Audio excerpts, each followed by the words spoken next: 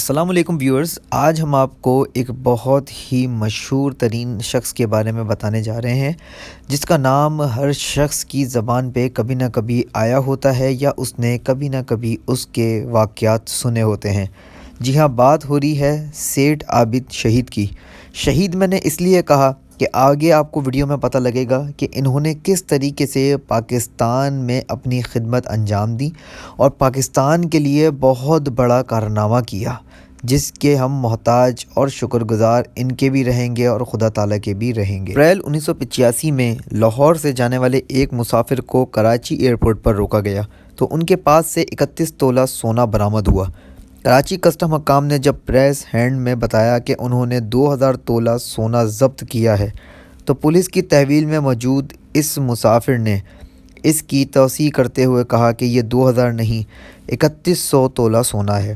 یہ شخص جلد ہی جیل سے رہا ہو گیا اور صرف 5 ماہ بعد ہی قصور کے قریب واقع ایک سرحدی گاؤں میں نمودار ہوا، جہاں اسے امرتسر پولیس سے بچنے کے لیے سونے کی 45 اینٹیں چھوڑ کر فرار ہونا پڑا۔ 6 سال بعد یہ شخص دلی پولیس کی گرفتاری سے بچنے کے لیے ایک بار یہ شخص چاندنی چوک میں موتی بازار کے ایک تاجر کے ساتھ سونے کا ایک معاہدہ کر رہا تھا۔ جی ہاں، یہ شخص تو اس ٹائم بھی پولیس سے بچ نکلا، مگر اس کا ایک ساتھی پکڑا گیا اور پولیس نے اس ساتھی سے 44 سونے کی اینٹیں بھی برآمد کر لیں۔ لاہور سے نکلنے والے ایک اخبار سن 1977 میں اس شخص کو کچھ اس طرح بیان کرتا تھا کہ گولڈن مفرور ایک غیر معمولی شخص، بھیس بدلنے کا ماہر اور لومڑی جیسا مکار۔ اس شخص کا نام پاکستان اور انٹرپول کے فہرست میں شامل تھا۔ یہ اکثر دلی، دبئی اور لندن کا سفر کیا کرتا تھا۔ جی ہاں، یہ کوئی اور شخص نہیں، یہ شخص سیٹھ عابد ہی تھا۔ سیٹھ عابد جو کہ 85 برس کی عمر میں کراچی میں وفات پا چکے ہیں۔ انہیں پاکستان میں گولڈ بادشاہ کی حیثیت سے بھی جانا جاتا تھا۔ ان کا شمار امیر ترین افراد میں بھی کیا جاتا تھا، جن کی دولت کا انحصار سونے کی اسمگلنگ پر تھا۔ اسمگلنگ کے کاروبار میں سونے کا بادشاہ بننے کے لیے کسی کو بھی سرحد آر پار کرنے، اپنا نیٹ ورک قائم کرنے میں وقت لگتا ہے اور ریاستی اشرفیوں اور سرکاری افسران کے ساتھ بھی تعلق قائم کرنا پڑتا ہے۔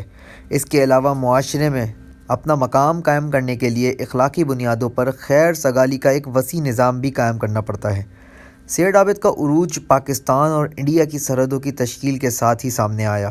وہ قصور کے سرحدی علاقے میں پیدا ہوئے، جبکہ وہیں پلے بڑھے، اور جہاں ان کے شیخ تجارتی قبیلے کے ممبران ہندوستان کی تقسیم سے پہلے کلکتہ سے چمڑے کا تجارت بھی کیا کرتے تھے۔ سیٹھ عابد سن 1950 میں اس وقت کراچی منتقل ہوئے جب ان کے والد نے کراچی کے صرافہ بازار میں سونے اور چاندی کا کاروبار شروع کیا۔ کچھ ایسے ہی ماہی گیر جو دبئی سے کراچی سونے کی اسمگلنگ کرتے تھے، ان سے ملاقات کے بعد سیٹھ عابد نے سونے کی اسمگلنگ کی دنیا میں قدم رکھا۔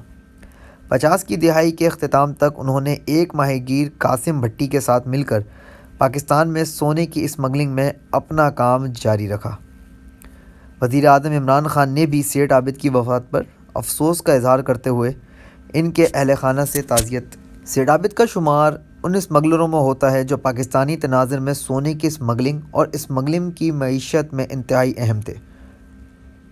ان کے طاقت کراچی کے بندرگاہ، پنجاب کی سرحد، حکومتی انتظامیہ اور سیاسی حلقوں میں تو موجود تھی، لیکن وہ سرحد کی دوسری جانب اور اس سے بھی آگے بہت سے کام سر انجام دے سکتے تھے۔ لندن، دلی، دبئی میں عبوری رابطوں کے ساتھ سیٹھ عابد نے 1950 سے 1980 کے دوران انڈیا کے سونے کی اسمگلنگ پر قائم اجارہ داری کو ختم کر دیا۔ سیٹھ عابد یہ تمام تر صلاحیتیں 1950 کی دہائی کے آخر تک حاصل کر چکے تھے، جب ان کا اسمگلنگ کا نظام لندن، دلی اور کراچی میں ایجنٹس کی توجہ اپنی جانب مبذول کرنے اور پاکستان اور انڈیا کے مابین پنجاب کی سرحدی علاقوں تک پھیل چکا تھا۔ ابتدائی طور پر یہ نظام قریبی رشتہ داروں کے نیٹ ورک پر مشتمل تھا۔ ان کے بھائی حاجی اشرف، جو کہ بہت ہی فراوانی سے عربی زبان بول سکتے تھے، دبئی میں مقیم تھے، جبکہ ان کے داماد غلام سرور اکثر اور بیشتر دلی جاتے تھے اور سونے کے اسمگلر اور بزنس مین سے ملاقاتیں بھی کیا کرتے تھے۔ سیٹھ عابد کا نام پہلی بار انڈین پریس میں اس وقت سامنے آیا جب سن 1963 میں ٹائمز آف انڈیا نے خبر دی کہ پاکستان کے گولڈ کنگ کے انڈیا میں رابطے ہیں، جبکہ ان کے بہنوئی کو دلی میں سونے کی 44 اینٹوں کے ساتھ گرفتار بھی کر لیا گیا۔ برٹش ایئر ویز میں کام کرنے والے چارلس میلیو نے سیٹھ عابد کا برطانیہ میں سہولت کار فرض کرتے ہوئے ان کو بھی برطانیہ میں گرفتار کر لیا گیا۔ سیٹھ عابد ہر برس حج پر بھی جاتے تھے اور اس کے ساتھ ہی عربی شیخ آپریٹر کے ساتھ ان کے بہت اچھے تعلقات بھی تھے۔ جب ان کی اسمگلنگ کا کاروبار مزید توسیع ہوا تو انہوں نے پنجاب کے سرحدی علاقوں کے دیہاتوں میں بھی رہنے والے ایجنٹس کو سونے کی اسمگلنگ کی فرنچائز دے دی اور نمایاں طور پر اپنے کام کو بہت ہی آگے بڑھا دیا۔ سیٹھ عابد کے درجنوں حریف تھے، لیکن کسی کے پاس بھی ان جیسی صلاحیتیں، رابطے اور سرمایہ نہیں تھا۔ سیٹھ عابد کے درجنوں حریف تھے، لیکن کسی کے پاس بھی ان جیسی صلاحیت، رابطہ اور سرمایہ موجود نہ تھا۔ ان کے بہت سے حریفوں کے برعکس سیٹھ عابد ان کے طویل کیریئر کے دوران کبھی بھی فرد جرم عائد نہیں کی گئی، حالانکہ ان کے خلاف متعدد FIR بھی درج کی گئیں۔ 1950 سے 1960 کی دہائیوں میں دنیا بھر میں سیٹھ عابد کی اسمگلنگ کی تجارت فروغ پایا، جس میں کبھی کبھی انہیں ریاست کی سرپرستی بھی حاصل ہوتی اور لاہور، کراچی، دبئی، لندن میں سرمایہ کاری اور اثاثوں کی بدولت انہیں پاکستان کے سب سے زیادہ دولت مند لوگوں میں شامل کر لیا گیا۔ 1970 کی دہائی میں سیٹھ عابد کی اسمگلنگ کی توسیع کارروائیوں کو ذوالفقار علی بھٹو کی حکومت کے دوران کچھ رکاوٹوں کا سامنا بھی رہا۔ ان کے کچھ اثاثوں پر قبضہ بھی کر لیا گیا۔ سن 1974 میں کچھ ایسا ہوا جو کسی نے بھی سوچا نہ تھا۔ لاہور شہر میں سیٹھ عابد کی رہائش گاہ پر پولیس کے ایک بڑے چھاپے میں پاکستانی کرنسی، جس کی مالیت تقریباً 12.5 ملین تھی، اس کے ساتھ ساتھ 40 لاکھ مالین کا سونا، 20 لاکھ مالیت کی سوئس گھڑیاں اور باقی بہت سی چیزیں بھی شامل تھیں۔ اس چھاپے میں لاہور پولیس نے 3 گاڑیاں اور درجن بھر گھوڑوں کو بھی اپنی تحویل میں لے لیا، جنہیں غیر قانونی سامان کے نقل و حمل کے لیے استعمال کیا جاتا تھا۔ اخبارات نے اس خبر کی سرخی کچھ اس طرح لگائی کہ پاکستان کی تاریخ کے اسمگلنگ کا سب سے بڑا کیس اور پاکستان کے گولڈ کنگ سیٹھ عابد پر عالمی سطح پر اسمگلنگ کارروائیوں میں ملوث ہونے کا الزام لگایا گیا۔ وزیر اعظم بھٹو نے سیٹھ عابد انٹرنیشنل اسمگلنگ کیس کے لیے ایک خصوصی ٹریبونل قائم کیا۔ ٹریبونل نے درجنوں گواہان کے درمیان بیٹھ کر ریکارڈ کیے گئے، جبکہ متعدد وارننگ کے باوجود سیٹھ عابد ٹریبونل کے سامنے پیش نہ ہوئے۔ سیٹھ عابد کی گرفتاری کا معاملہ نہ صرف پاکستانیوں کے روزمرہ کی گفتگو حصہ بنتا گیا، بلکہ بھٹو حکومت کے لیے ریاستی رٹ کا بھی ایک ٹیسٹ کیس بن گیا۔ پاکستان میں انتہائی مطلوب شخص کی تلاش کے لیے ملک کی تاریخ کا سب سے بڑا آپریشن لانچ کیا گیا، جن میں پاکستانی فوج، پولیس، رینجرز، نیول گارڈ کو چھاپے مار کر ٹیموں کے لیے تشکیل کر دیا گیا۔ کراچی میں سیٹھ عابد کی رہائش گاہ پر بھی چھاپا مارا گیا، جہاں سے بڑی تعداد میں غیر ملکی کرنسی اور سونے کی اینٹیں برآمد کی گئیں۔ سن 1977 میں جب کراچی کوسٹل گارڈ کو یہ اطلاع ملی کہ سیٹھ عابد نارتھ نازم آباد میں اپنی گرل فرینڈ کو ملنے آ رہے ہیں، تو وہاں بھی چھاپا مارا گیا، لیکن اس سے پہلے ہی سیٹھ عابد وہاں سے فرار ہو چکے تھے۔ ستمبر 1977 میں سیٹھ عابد نے اپنی مرضی سے ضیاء کی فوج حکومت کے سامنے رضاکارانہ طور پر ہتھیار ڈال دیے اور اپنے ضبط اثاثوں کے واپس کے لیے بات چیت کی۔ اس سال دسمبر میں فوج حکومت کی پریس نے بتایا کہ سیٹھ نے لیفٹیننٹ جنرل جہانزیب ارباب کو جناح پوسٹ گریجویٹ میڈیکل سینٹر اسپتال JPMC کی تعمیراتی منصوبے اور عباسی شہید اسپتال کے برن وارڈ کے لیے 151 کروڑ روپے کی امداد دی۔ سیٹھ اب کوئی کاروباری مجرم نہیں، بلکہ ایک پرعزم محب وطن پاکستانی بن چکے تھے، جو ریاست اور معاشرے کی بھلائی کے لیے بھی کام کر رہے تھے اور عطیات کر رہے تھے۔ ان کے اس شہرت میں اس وقت مزید اضافہ ہوا جب ان کا نام ملک کے جوہری پروگرام میں بھی سامنے آیا۔ جی ہاں، سیٹھ عابد بین الاقوامی اسمگلنگ کیس پر سن 1985 اور 86 میں پاکستان کی پارلیمنٹ میں بحث ہوئی کہ اس کے بعد چودھری نثار علی کی سربراہی میں قومی اسمبلی کی خصوصی کمیٹی نے اس کیس کی ذمہ داری اٹھائی۔ سن 1986 میں Pakistani central board of revenue نے 3100 تولہ سونے کی واپسی کی اجازت دی، جسے سن 1998 میں کسٹم حکام نے کراچی ایئرپورٹ پر سیٹھ عابد سے اپنی تحویل میں لیا تھا۔ پاکستانی تناظر میں سیٹھ عابد کو بڑے پیمانے پر پاکستانی تناظر میں سیٹھ عابد کو بڑے پیمانے پر ایک ایسے شخص کے طور پر جانا جاتا ہے جس نے پاکستان کے جوہری پروگرام کی ترقی میں معاونت کر کے ایک اسمگلر کی حیثیت کو شہری لیجنڈ میں منتقل کر لیا۔ بہرے اور گونگے بچوں کی فلاح و بہبود کے لیے حمزہ فاؤنڈیشن جیسے انسانی دوست ادارہ قائم کرنے کے علاوہ سیٹھ عابد نے فلاحی اداروں کو مالی معاونت۔ لاہور کا شوکت خانم اسپتال بھی شامل ہے۔ اگرچہ سیٹھ نے ساری زندگی تشہیر سے گریز کیا لیکن پھر بھی انہیں شہرت ملی۔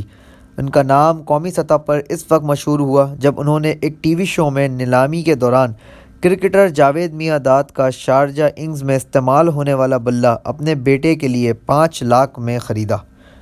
بہرے اور گونگے بچوں کے فلاح و بہبود کے لیے حمزہ فاؤنڈیشن میں بھی تمام فلاحی کام اور شوکت خانم اسپتال میں بھی تمام کاموں میں یہ آگے رہے۔ بعد کی زندگی میں اخباروں کی سرخیاں ان کے مجرمانہ کارروائیوں پر نہیں بنی بلکہ لاہور میں ان کے زیر ملکیت ایئر لائن ہاؤسنگ سوسائٹی میں ان کے بیٹے سیٹھ حافظ ایاز احمد کے قتل کے باعث وہ پھر سے اخبارات کی زینت بنے۔ پاکستان میں کسی نے بھی ملکی تاریخ کے ابتدائی حصے میں سیٹھ عابد کی طرح غیر قانونی طریقے سے سرمایہ جمع نہیں کیا۔ اس غیر قانونی تجارت کی کیریئر کے دوران ان کے بہت سے کردار تھے: اسمگلر، سونے کے تاجر، اسٹاک مارکیٹ ایکسچینج کے کنگ، انسانی دوست، سب سے بڑھ کر رائل اسٹیٹ ایک بہت بڑا نام تھا۔ 1990 کی دہائی تک وہ لاہور کے مختلف مقامات پر وسیع پراپرٹی اپنی کر چکے تھے۔ شہر میں سب سے زیادہ وسائل رکھنے والے پراپرائٹر بھی یہی تھے۔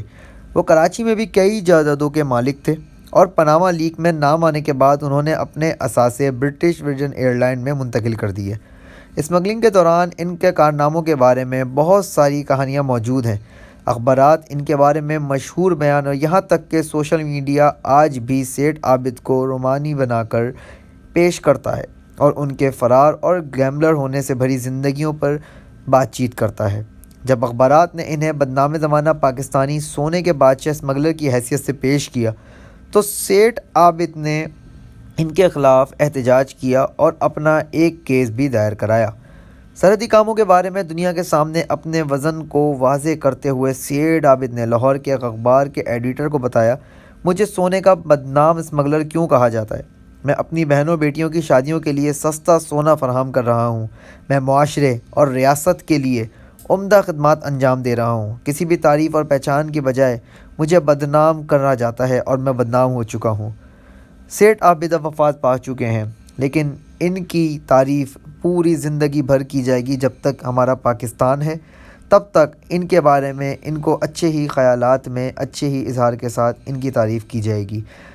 سیٹھ عابد جو کام کر گئے ہیں وہ کوئی بھی نہ کر سکا۔ جب پاکستان کے جوہری پروگرام میں سیٹھ عابد نے ایٹم کے لیے تمام چیزیں اسمگلنگ کر کے پاکستان لے کر آئے تو یہ اتنا بڑا کارنامہ تھا کہ اس کی تعریف جتنی کی جائے اتنا کم۔ جی ہاں، جب حکومت کو وقت پڑا کہ ایٹمی پروگرام کو مکمل کیا جائے تب حکومت نے اور فوج نے ان سے درخواست کی کہ ہمیں ایٹم کی تمام چیزیں جو ہمیں ضرورت پڑنی ہے وہ آپ اسمگل کر کے ہمیں پاکستان لا کر دیں۔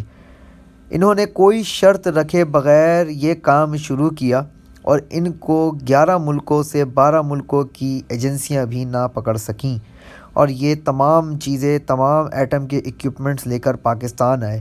یعنی کہ ایٹم بم بنانے میں ان کا ایک بہت بڑا کارنامہ ہے اور بہت بڑا ایک ہاتھ ہے اور ایک بہت بڑا حصہ ہے۔ جس طریقے سے ڈاکٹر قدیر خان کو ہم نہیں بھول سکتے اسی طریقے سے ہم ان کو بھی نہیں بھول سکتے۔ یہ بھی ہمارے ملک کا ایک بہت بڑا اثاثہ ہے۔ کہا جاتا ہے کہ جب حکومت تھی بھٹو کی تو بھٹو نے ان کے گھر پہ جب چھاپا مارا تو ان کی بیٹی کو گرفتاری کے لیے کہا گیا اور کہا کہ سیٹھ عابد کو فون ملاؤ ورنہ ہم تمہیں گرفتار کر لیں گے۔ بھٹو حکومت تھی تو وہاں سے سیٹھ عابد کو ان کی بیٹی کا فون جاتا ہے۔ سیٹھ عابد اس وقت لندن میں مقیم تھے۔ تو سیٹھ عابد کو جب پتہ لگا کہ ذوالفقار علی بھٹو نے ان کے گھر پہ ریڈ بھیجی اور وہ چاہتے ہیں کہ وہ ان کی بیٹی کو اریسٹ کر کے لے جائیں تو بھٹو سے سیٹھ عابد نے صرف 10 منٹ کا وقفہ مانگا۔ کہا 10 منٹ بعد یا تو میں گرفتاری دے دوں گا یا آپ میری بیٹی کو گرفتار کر لینا۔ کہا جاتا ہے کہ 10 منٹ کے اندر انہوں نے لندن میں پڑھنے والی ذوالفقار علی بھٹو کی بیٹی بے نظیر بھٹو شہید کو 10 منٹ میں کڈنیپ کروا لیا تھا اور 10 منٹ بعد اگلا فون ذوالفقار علی بھٹو کو بے نظیر بھٹو کا گیا تھا کہ پاپا میں اب یہاں پر کڈنیپ ہو چکی ہوں۔ تو پھر اس کے بعد سیٹھ عابد نے فون کر کے ذوالفقار علی بھٹو کو کہا تھا کہ کیا بولتے ہو کہ میری بیٹی یا تمہاری بیٹی۔ یہ ایک سنی سنائی کہانی بھی ہو سکتی ہے، لیکن بڑے بڑے اخبار میں بڑے بڑے رائٹرز نے یہ اسٹوری پوری شائع کی ہے، تو ہو سکتا ہے کہ اس میں بھی کافی حد تک سچائی ہو۔ دوستو، سیٹھ عابد کی زندگی کا پہلو شروع سے لے کے آخر تک ہم نے آپ کو اس ویڈیو میں تقریباً تفصیل سے بتایا۔ آگے بھی ہم اپنے محب وطن پاکستانیوں کے بارے میں آپ کو بخوبی انشاءاللہ تعالی بتاتے رہیں گے۔ ہماری ویڈیو اگر آپ کو پسند آئی ہے تو ہمارے چینل کو سبسکرائب کریں، بیل آئیکن پہ ضرور کلک کریں اور اس ویڈیو کو جتنا ہو سکے شیئر کریں تاکہ ہمارے باقی پاکستانی بھائیوں تک بھی ان کی انفارمیشن پہنچ سکے، تاکہ ان کو کسی اسمگلر کی طرح نہیں بلکہ پاکستان کے ایک ہیرو کی طرح دیکھا جائے۔ پاکستان زندہ باد۔ اللہ حافظ۔